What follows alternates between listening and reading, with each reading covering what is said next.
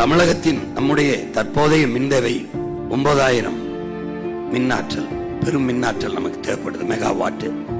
மத்திய அரசின் திட்டத்திலிருந்து நமக்கு 5000 வருது, பற்றாக்குறை 5700 நமக்கு. இயற்கைக்கு கேடானது, பேரழிவை ஏற்படுத்துவது எல்லாம் அரசு வைத்துக் கொள்ளுது.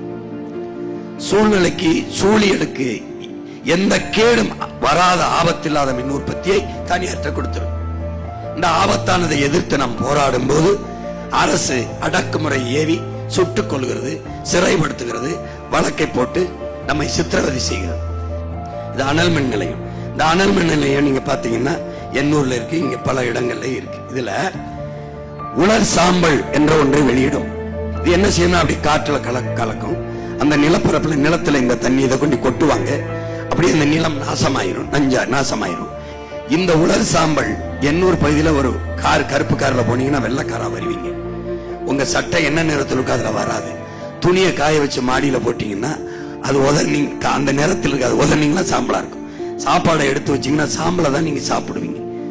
காற்றிலெங்கும் சாம்பல் கலந்து சுவாசிக்கும் போது நுரையீரல் தொற்று, புற்று, தோல் நோய், கண்ணரிச்சல் எல்லாம் வருது.